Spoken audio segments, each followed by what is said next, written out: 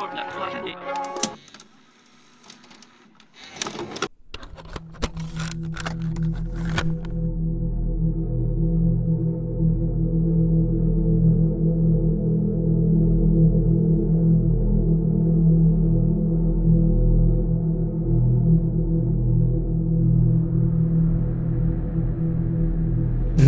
needs no introduction. It is one-of-a-kind video game. The tone, atmosphere, and everything else around it screams one word: survival. It is not only a survival horror game, but also an action game as well. Set in Carcer City, it's about a death row inmate, James Earl Cash, who is surprisingly left alive, and turns out he is being put in a snuff film ring. A snuff film is a film where every killing and injuries depicted takes place in reality, making it completely real and not acting. With a story like that, it's obvious that one cannot help but think of theories which can get very, very disturbing. And as dark as it may seem, for Manhunt, it might just be another day in the office. Searching the internet and also coming up with my own thoughts, I made an iceberg that is full of disturbing theories, and the lower we go, the lower goes our humanity.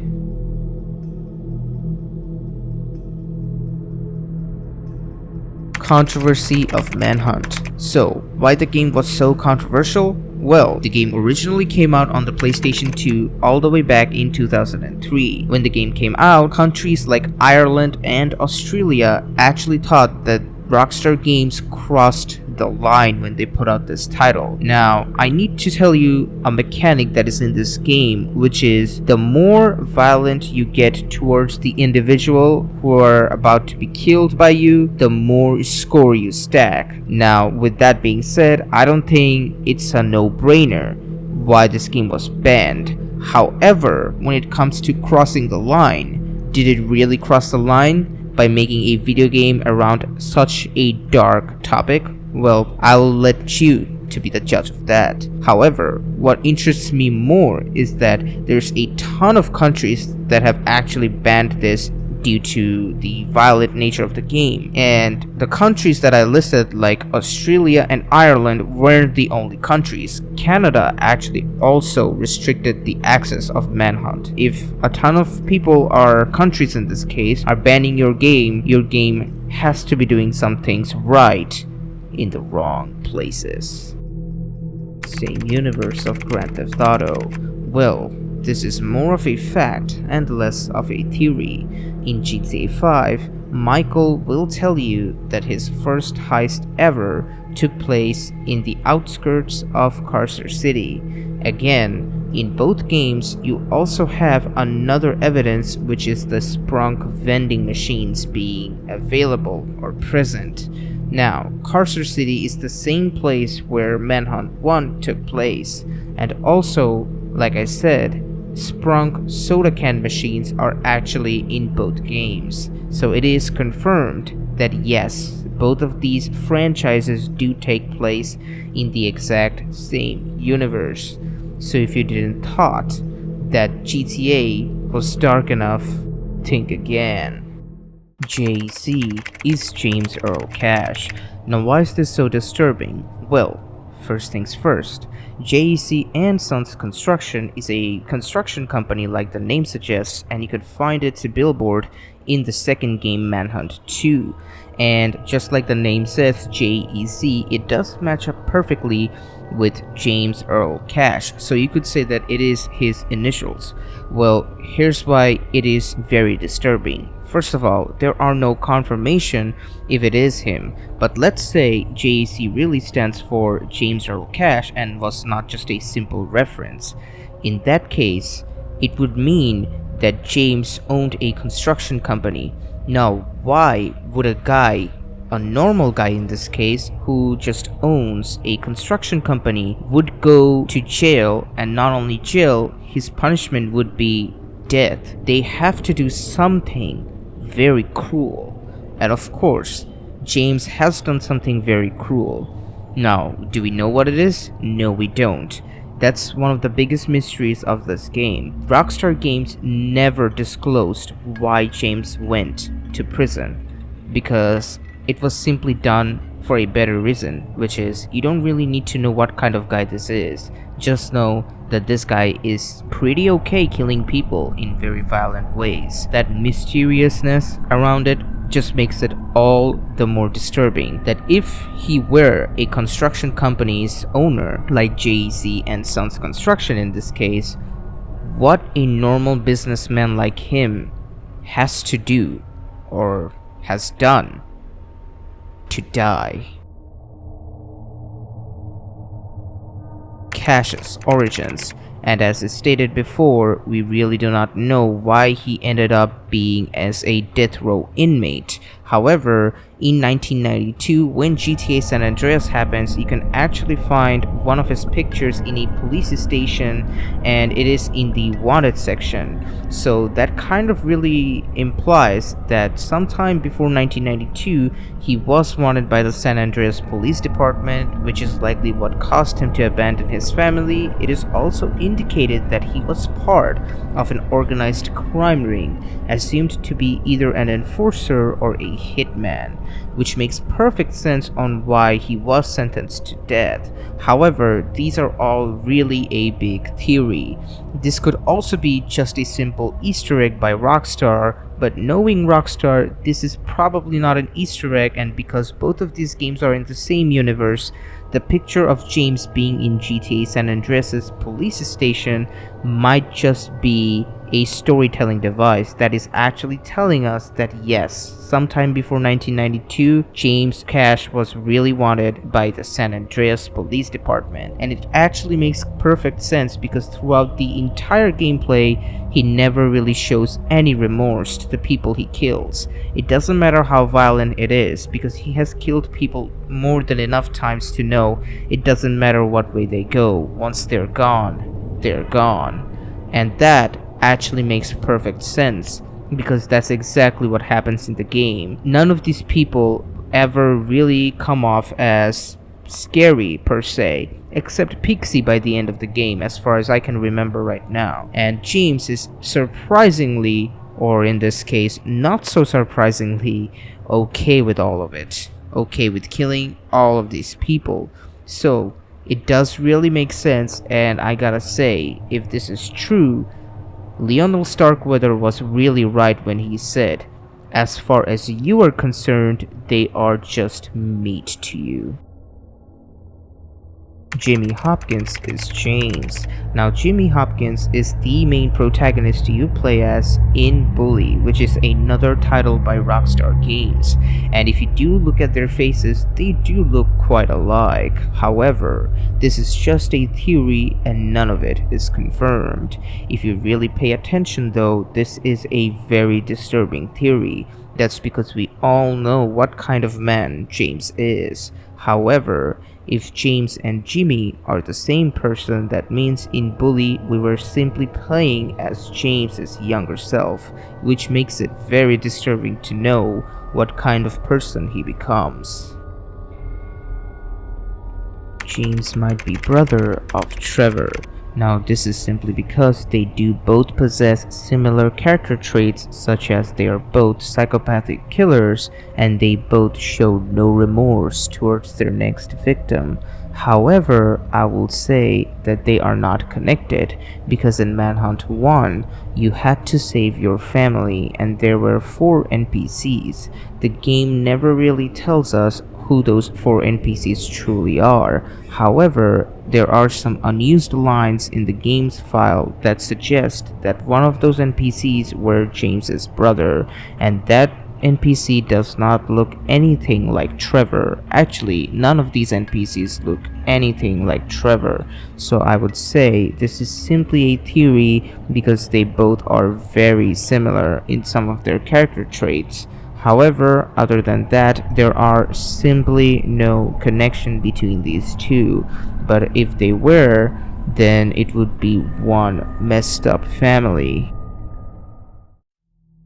Now this next one is more of a fun fact actually, and not really a theory, just because I wanted to lighten up the mood here, and it is that Mark Margolis, the guy who played as Hector in Breaking Bad and Better Call Saul, is actually also the same actor behind the voice of Tramp, and Tramp is this NPC right here who you had to escort in an escort mission in Manhunt 1. So I just wanted to clear that out, or throw that out there just as a fun fact, and yeah, with that being said, let's move on to the next layer, and also rest in peace Mark Margolis, because he did unfortunately passed away very recently.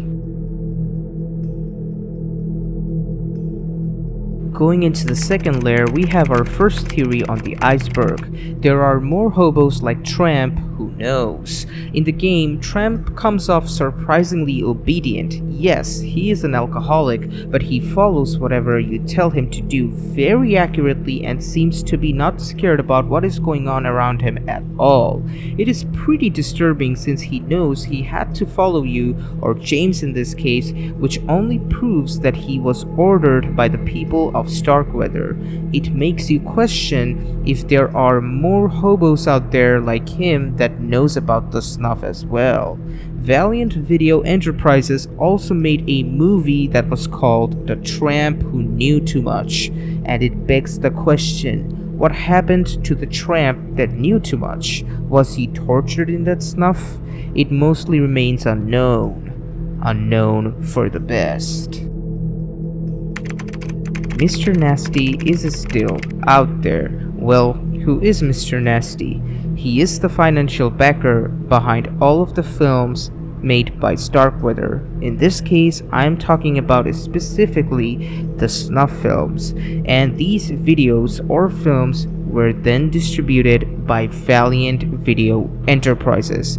So, who is Mr. Nasty and how he looks like? We don't really know. His character is mostly ambiguous since we don't even know how he looks like, and we actually don't even know what he did after the events of Manhunt. It is quite possible he did got caught finally and was prosecuted for his crimes, but it also could be very much possible he's still out there. So we will never really know what happens. However, this is not the last time I talk about this character. I will talk about him in the upcoming theories, so stay tuned. IRL website meant to look real.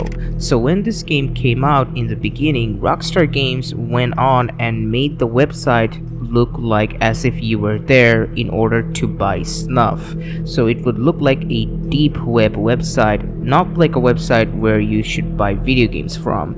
And I think it is pretty cool. But they really went on the extra mile to make it look very, very real, by even making it look very amateurish by design, simply because they wanted to promote this game. And it just goes to show the amount of details Rockstar Games really put in their projects. However, the websites would really look like an actual snuff website, and I think that is the real terrifying part. But at the same time, I would say that is what makes this really awesome as well. The cops knew about the production of snuff. So basically, in Manhunt 1, Lionel Starkweather and the cops have a conversation where he will tell the cops that it is their job to clean up the city. We've lost him. What? Are you fucking... Oh, shut up and get some of your boys to take care of it. Don't file the arrest report. Don't kill him either. Send both to me. Hey, remember who you're talking to, you son of a... Listen, you fuck, it's your job to clean up the city's mess. That's what you get paid for. Shit.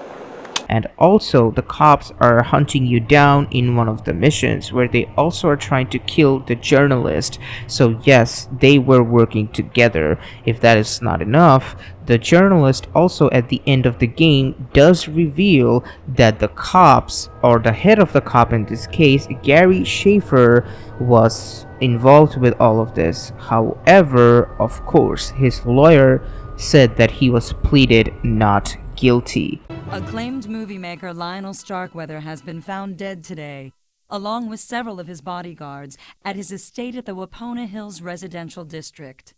In what investigators are calling a bloody vendetta, An unknown assailant infiltrated the compound, killing Starkweather, but more interestingly, leading police to the site of a snuff film ring being run from the estate's confines. Linked to this ring is Carcer City's own police chief, Gary Schaefer, whose lawyer stated that he intends to plead not guilty. And that's all we really know about it, and that's the line the game tells you and then just completely finishes. You just get the credit scene.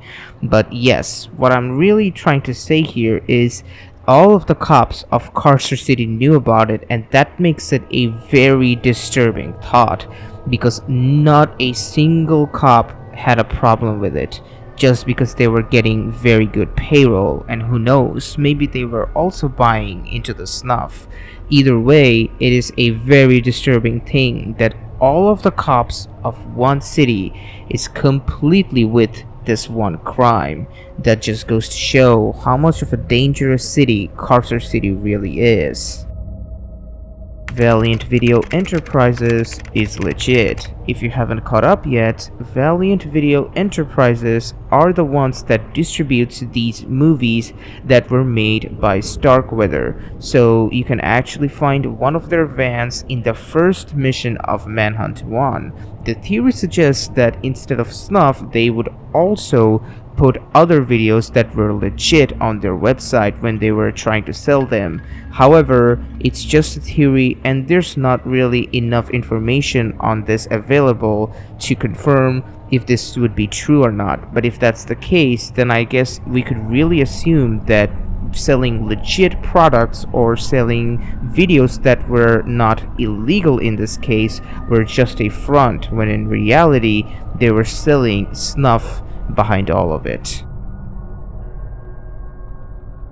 Starkweather is a successful movie director in Vinewood. As the theory suggests, there are other movies made by him that were not snuff film but normal, ordinary films.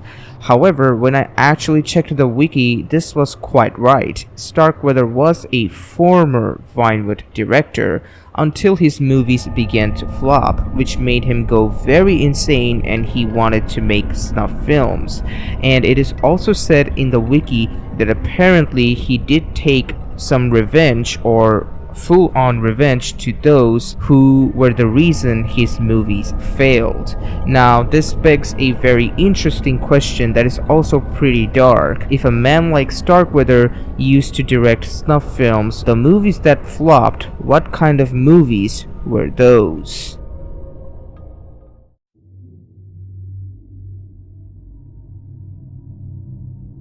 How Carcer City became the best place for snuff. Now, throughout the entire game, even though it takes place in the Carcer City, you don't really visit the entire city. Rather, it is inside within a certain part of the city, because of course it is a film, it's not going to use the entire city.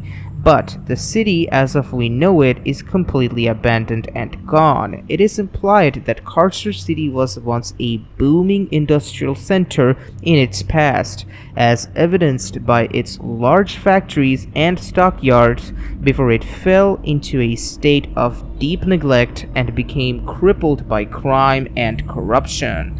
So it is really one of the biggest mysteries ever. However, what is not a mystery is that because it became one of the most corrupted cities, it was the perfect place for snuff. Cash's fate is unknown. What happens to him is much like his origins and is not really known, other than that yes, he probably escaped from the city. But I would like to theorize a little bit, since we have some evidence on what might have happened after it. For example, he is a dead man. Well, when it comes to law, he is. As Lionel Starkweather said it himself in the beginning of the game, he is a dead man as far as the world was concerned. So he is a dead guy that is completely gone off the radar. It looks like this goes all the way to the top. I can't trust anyone, least of all the police, and time's running out. I've got to get the one piece of evidence that will expose Starkweather without a shadow of a doubt. Footage and testimony of a man who was executed by the state 5 hours ago. James Earl Cash.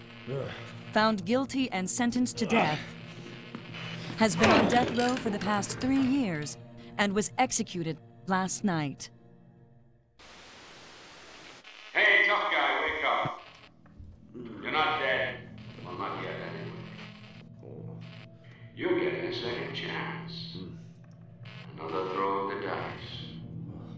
As far as the world is concerned, you died back in the chamber. Justice was served. James Earl Cash is rotting in hell.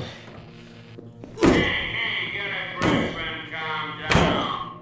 You're probably suffering from shock, and I'm here to help. Pick up the earrings. Put it on. Go on. That's better. Now only you can hear me.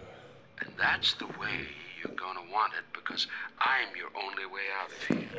Hey, easy. Look, you've had an unexpected reprieve.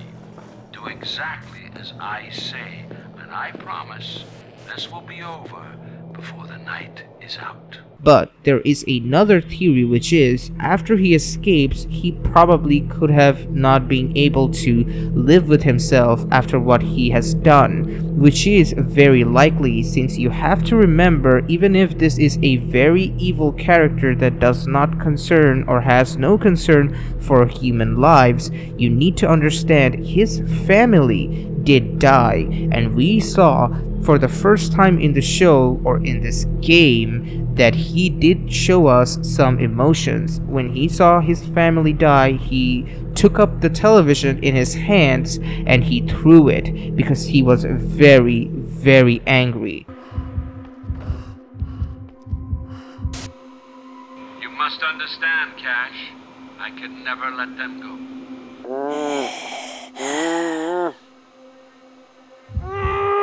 Where were your family when you were facing your final moments in the chamber anyway? You've left your old life, your old self behind. I'm all the family you need now. So it does make a lot of sense that he probably couldn't find any peace after everything that has happened. However, another theory, which is the third one in this case, suggests that he has completely gotten away and he probably is very peaceful right now. Because when the game ends, in the credit scene, you get to hear this second song, which is playing and full of complete harmony. So it gives off this peaceful vibe. After everything has happened, he probably really feel very peaceful. Even though his family is dead, the nightmare did actually end.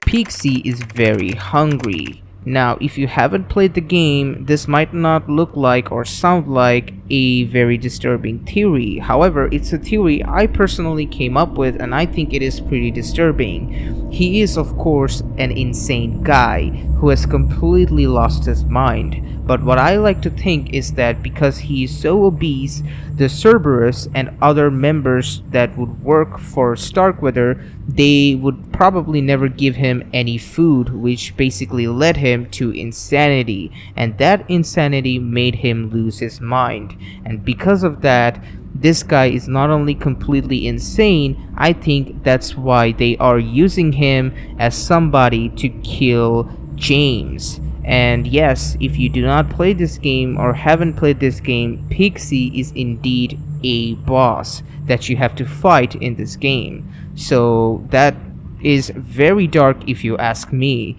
because it is very possible if you don't give someone enough food, especially an obese person who might be addicted to food in the first place, they could possibly become very insane. But again, at the end of the day, it's just a theory, but it's a very dark one.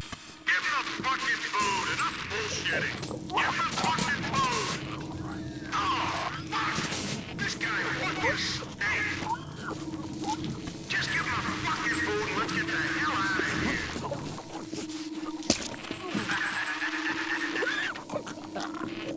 Hoods are off-duty cops. Manhunt has a ton of gangs in it. However, Hoods are the very first one, and the Hoods are a mixed bag of local thugs and off-duty cops. They partake in the hunt largely for the financial gain rather than the vicious brutality enjoyed by the other hunters. The Hoods are unruly for the most part. They are noisy and impulsive. They suffer from a lack of concentration during the hunt, treating it like weekend deer hunting.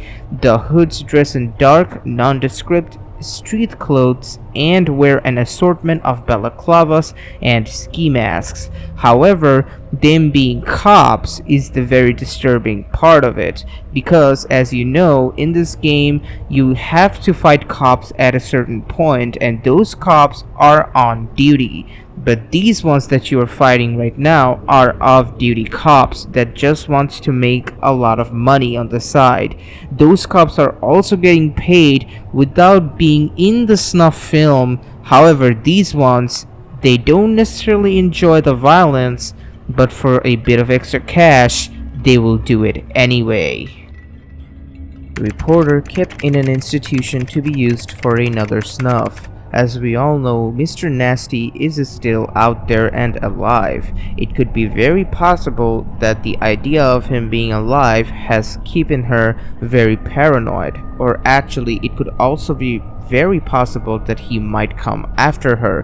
However, this is basically what happens after Manhunt. A bonus sound file of an audio transcript from the Manhunt website reveals that the aftermath has put her in a state of mental paranoia, unable to cope with witnessing so much violence and the whole concept of people willingly participating in such a depraved sport for the amusement of others. She mentions that she had post-traumatic stress disorder, or PTSD for short, or at least she thinks she does.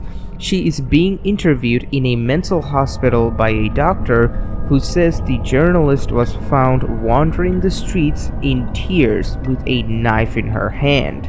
She blindly believed that the doctor is part of a conspiracy to somewhat keep her quiet and refused the doctor's suggestion to sedate her as part of the treatment. It's also mentioned that she is suffering from insomnia, which is basically a lack of sleep.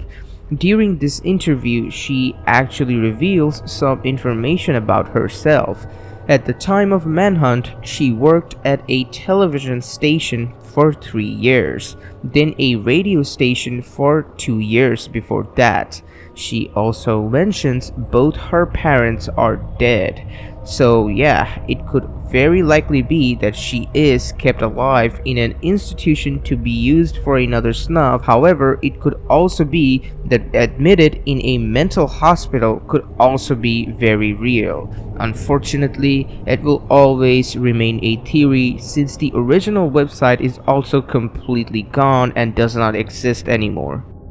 Mr. Nasty is Donald Love. Since we do not know how Mr. Nasty looks like, it seems to be that this is a very popular theory.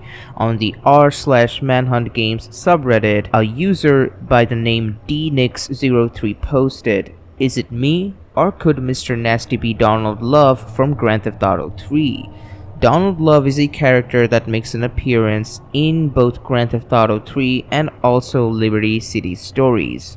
And here's what the post says. What if Love's disappearance Donald really fled to Carcer City to start the snuff film business with his most trusted partner, Lionel Starkweather, adopted the alias name Mr. Nasty, founded Valiant Video Enterprises, made Pixie's greatest hits in 2001, and the rest unfolds from there? Well, I gotta say, it is a pretty interesting theory. However, there are no evidence that can actually back it up. Now, why Mr. Donald, or in this case, Donald Love, could be Mr. Nasty? Well, you need to understand, we are going to be spoiling slightly Grand Theft Auto 3 and Liberty City Stories, so keep that in mind. Donald Love is revealed to be a cannibal. And yes, That's why it makes a lot of sense why he would want to start a snuff film business. However, other than that, we really do not know if this is true or we do not have enough evidence.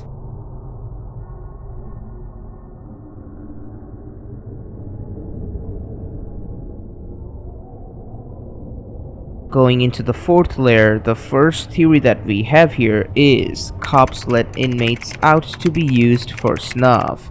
Now this is my own theory, and hear me out. This is Carcer City we're talking about. This city is full of criminals, so it makes sense it should be full of inmates. So it does make a lot of sense that some of these inmates are the people that are hunting you, or James in this case. It also makes sense that they were probably given freedom if they could survive this one night of snuff, because after all, it's one guy versus all of them, which makes a whole lot of sense because all of these people, they do know why they are there, and they know it very clearly. So it makes a whole lot of sense, in my personal opinion, that cops let inmates out just so they could be used for snuff.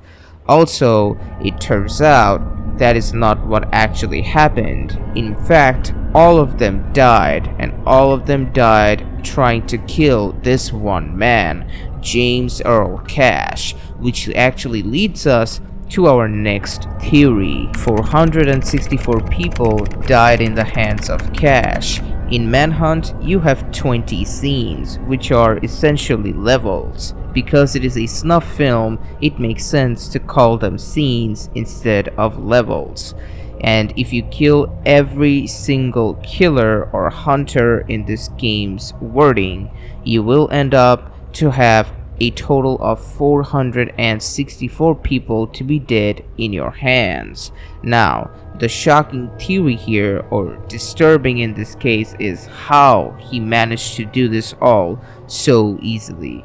It is actually quite disturbing that this man took out 464 people, and not to mention he also took out experienced people who knows how to fight and be in war, like Ramirez, and an obese person who is extremely crazy running around with a chainsaw. Pixie is also dead in his hands. Not to mention, he only had a chainsaw. Depending on how you played the game, you can actually kill Starkweather with only chainsaw. It doesn't even matter if you have a gun or not. That chainsaw is everything you need. And I think at the end of the day, it tells a lot that all these people there are monsters. But maybe, just maybe, in order to survive, James became the biggest monster out of them all.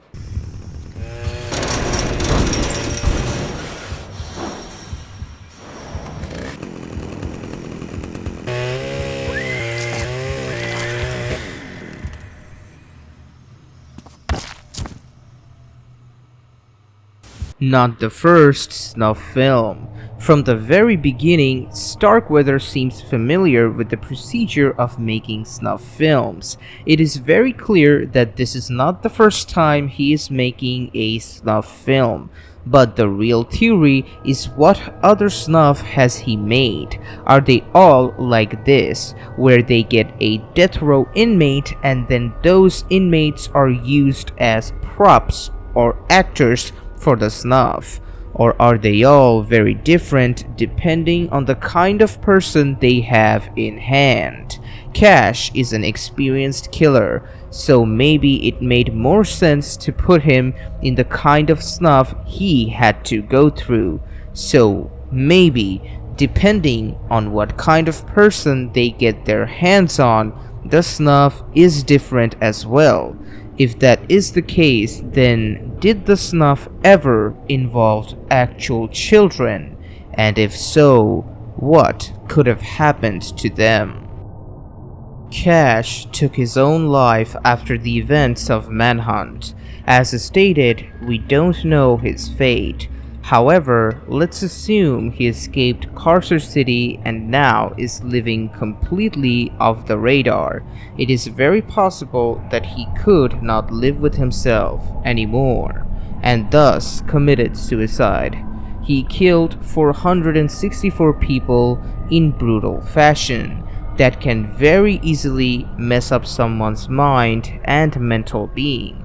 Not to mention, he saw his family die in front of his eyes. Another important detail is when the game ends, in the credits scene, you can hear a music that sounds like the nightmare has ended and Cash is probably finally at peace. Or it could have a double meaning, and the second one being that he committed suicide after it all and has gone to the other side. Although the music in that case sounds like heavenly, but I highly doubt he would go to heaven exactly. Well, I'm not God, so I can't tell you what would happen to him, but it could be a big possibility that he took his own life. Snuff films produced by Stark had actual big audience. Now this is again my own theory, but think about it this way. Snuff was not only made because of the pleasure, but it was also made because it would be profitable. If something has to be profitable, the audience needs to be big. So what I'm saying is these films must have had big audiences, because otherwise they wouldn't sell so much. So that's my own theory. However, you could also make the similar argument for the opposite side, which is the audience was small, but the price of the films were very high, which makes sense as well. And probably it is that way, since I personally do not believe there are that many sick people in this world. But then again, it's not like they're gonna run around and advertise themselves to all of us, so we really do not know. It could be that these films actually had big audiences, which is why it was at the end of the day very profitable, even though it was in a lot of ways very risky to be made. And the last theory on this layer is that babyfaces are sadistic pedophiles. This is a very popular theory. As stated, this game has a ton of gangs, and one of them are the Innocents, and babyfaces are basically part of them. They are not a gang in it themselves. However, babyfaces have something different about themselves, which differs them from the rest of the members of the gang. They are particularly pedophiles. Now, we really do not have any claims or any proof in this case. However, just the way they act might be proof enough. When they try to taunt you, they will say lines as "Daddy is getting angry" and stuff like that, which is very confirming that they probably are sadistic pedophiles. So yes, because we do not have any quote-unquote clear proof, we cannot really say that this is a fact. However, judging by the way they behave, we could very easily theorize that baby faces are indeed sadistic pedophiles. It's no good hiding. Daddy knows you're here. Why won't my baby boy come to me? Look, Daddy gets confused sometimes, says things he doesn't mean.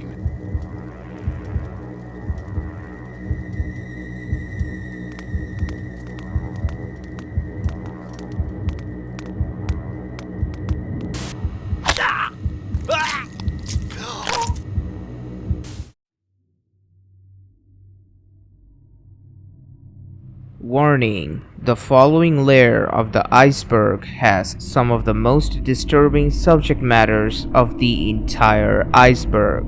If you think it might be too sensitive for you, it is highly advised that you click off this video at this point.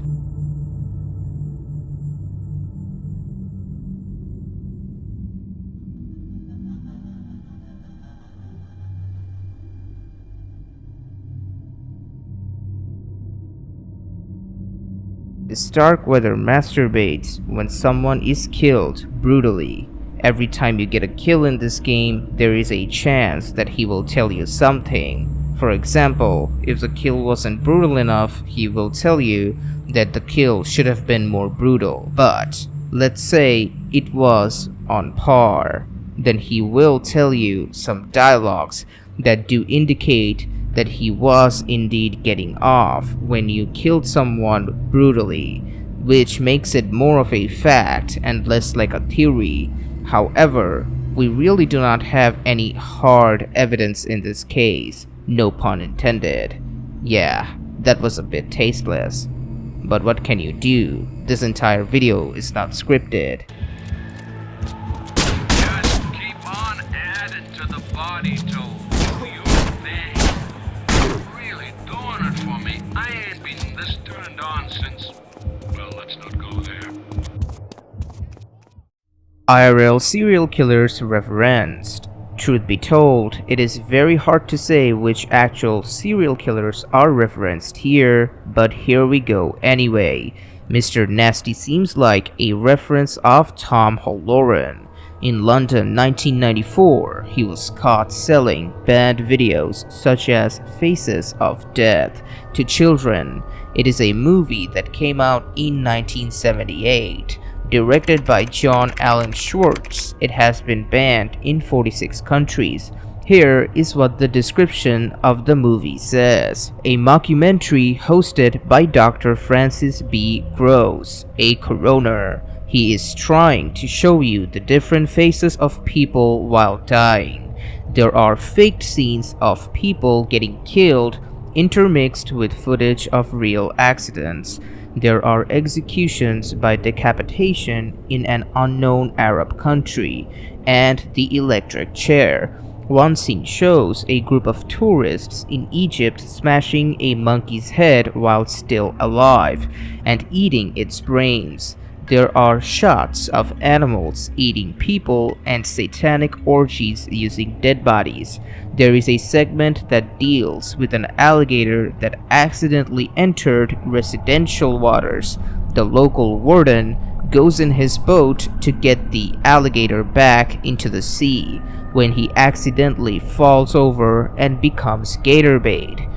The film ends with newsreel footage of people jumping off buildings and major accidents. Despite the idea of the movie being disturbing, something I personally thought was hilarious is that if you go to IMDb, where I got the storyline of the movie from, you can see that Adolf Hitler and Benito Mussolini are in top cast. I just thought it was pretty funny to see them as cast, but it is true since the movie has real life deaths in its footage. Back to the subject at hand. The news of Tom Halloran was reported by News of the World, and the headline was, "Mr. Nasty sells death videos to our kids." Because of these events, video nasty became a commonly used colloquial term in the United Kingdom for straight-to-video films that featured extremely violent and sexual content, making it even more likely this is an intentional reference and not a coincidence. James Earl Cash is theorized to be James Earl Ray, who is believed to be the man who killed Martin Luther King. However, other than the names, I personally do not see any other matches here. Lionel Starkweather to be Charles Starkweather, and here is what I found out about him. Charles Raymond Starkweather was an American spree killer who murdered 11 people in Nebraska and Wyoming between November 1957 and January 1958 when he was 19 years old. He killed 10 of his victims between January 21 and January 29, 1958, the date of his arrest. I can personally see the resemblance between Charles and Lionel Ramirez to be Richard Ramirez, both of Latino descent. Also, Ramirez in the game is a vet, Richard's brother, who exposed Richard to a lot of gruesome violence, also was a Vietnam veteran. It turns out that he actually died due to a rare cancer while he was in prison. YouTube channel Inside Edition has made an interview about him, and it has garnered over 9 million views currently. This is what they had to say about it in the description. Between June 1984 and August 1985, serial killer and rapist Richard Ramirez, aka the Night Stalker, terrorized parts of Los Angeles and San Francisco, California. In 1993, Inside Edition spoke to Ramirez about his crimes and if he felt any remorse or guilt for what he did as he sat on death row. Ramirez, who was born on February 29, 1960, died in June 2013 of complications from B-cell lymphoma while awaiting execution. He was 60 years old. Convicted murderer Martin Keep said this about him. He needed to associate gruesome violence with sex in order to be completely satisfied. He also told me that he had to violently fantasize about his victims before he could go away sexually gratified. They are desires, whereas if I didn't give in to them, I would be crushed by them.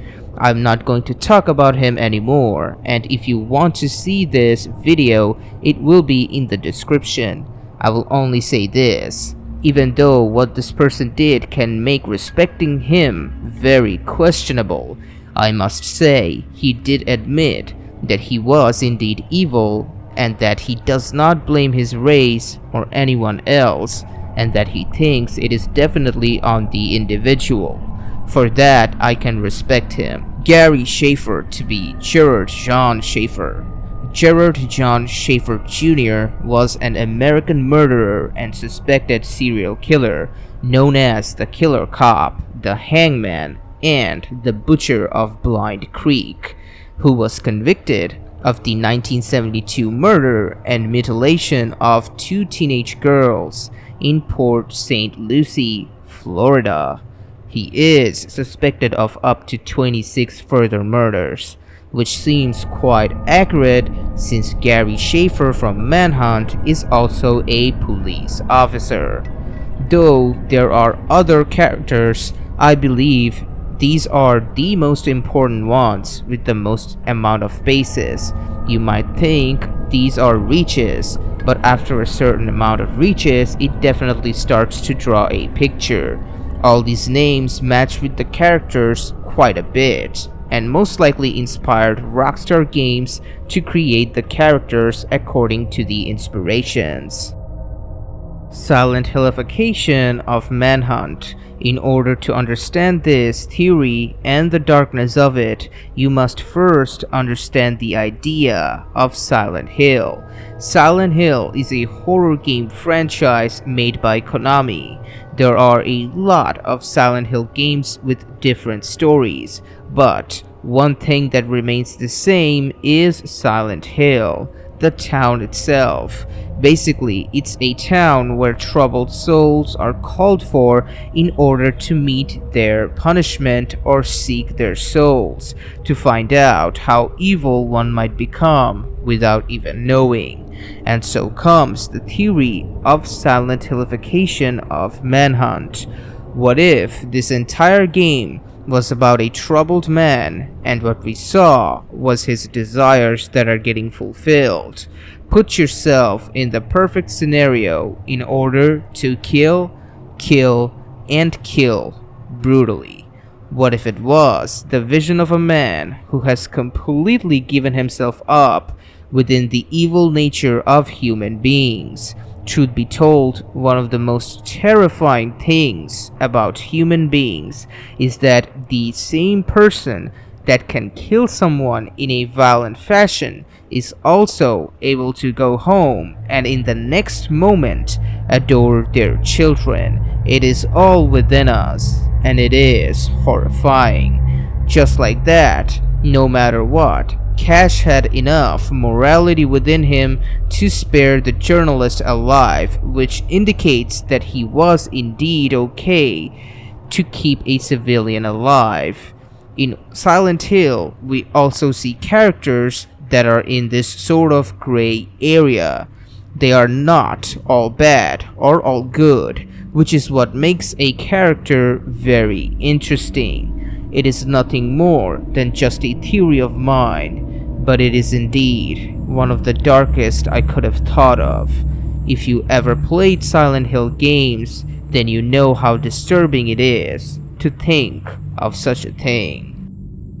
Tramp is surprisingly fine with his surroundings. Remember how I skipped over a few characters who might be a reference of an IRL criminal?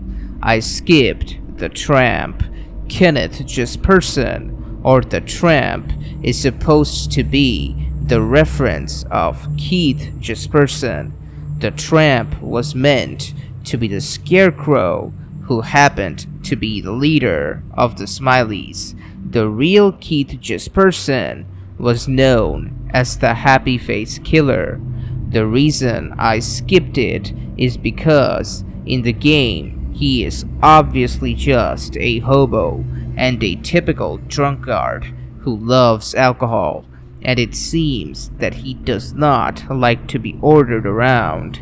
Now, getting back to the theory, it is clear that he is fine with whatever is happening around him.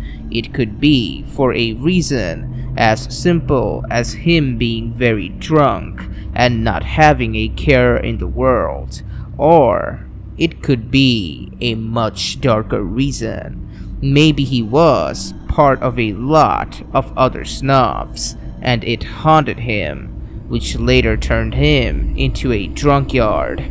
Now, he has lost his mind entirely and is living like a hobo without caring about anything else.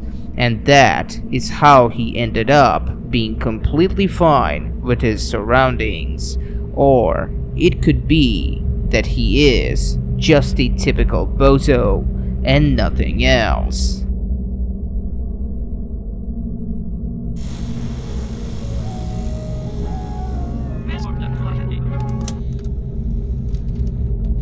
Taped over a kid's show. When the game ends, we see this cartoonish mascot as the last scene. Aside from being a scene to end the game on, it tells us that the entire snuff was being taped over a show that was meant for kids, even though it technically should have never shipped, as the film, though was recorded, Starkweather dies, and the reporter Rob also puts out that the news of Starkweather's activities are exposed in front of the world. Let's just say that the game ending it in this fashion is probably its own way to tell the players that even after the death of Starkweather and exposure of his crimes, Mr. Nasty probably still got the film completed and taped it over a kid's show in order to sell it. But that is just a theory, which leads us to the last theory of this entire iceberg. Entire film shipped as a kids show. Let's assume that all of the events of this game were filmed and then it was shipped as a kids show. It would be very likely that Mr. Nasty probably sold his snuff to actual children, as it does fit the narrative of him being a game version of Tom Halloran.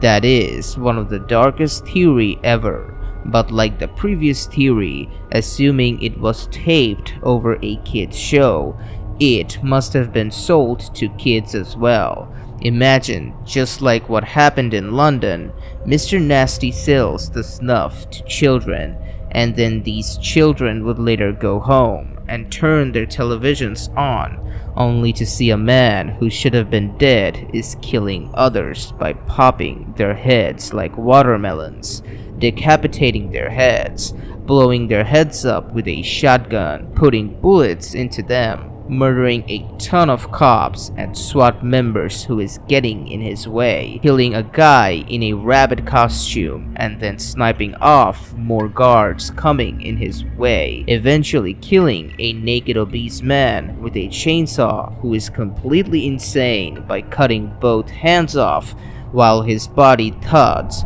on the floor, and then eventually finishing it all off by using that very same chainsaw and cutting the stomach of the director of that film. And as he struggles to get back his guts that are spilled out on the floor back in his body, finishing him off by driving that chainsaw right through him. Needless to say, it would be enough to destroy the mental health of any kid out there. By far, it is the darkest theory I could have come up with, but like I said, it makes sense to me if Mr. Nasty is still out there, and he is a reference of Tom Halloran. And with that, we reach the end of the Iceberg. You might think that it is disgusting to make a video game surrounding such darkness, but I highly disagree. Manhunt is a classic. It is a masterpiece. At the end of the day, it is just a video game, and it takes risks and shows no mercy as it should. Video games are an artistic medium. Manhunt portrays the art of human savagery and the brutality of nature within us perfectly. Some people really don't like this game because it is a reflection of the very real world we live in. But then again, those are the same people who really do not like what they see in the mirror. There are loads of icebergs and theories about this game out among the fanbase. The ones I shared in this video are the ones I personally found either to be dark or were my own. Stay happy and stay safe. And with that, Perfect Enrager signing out.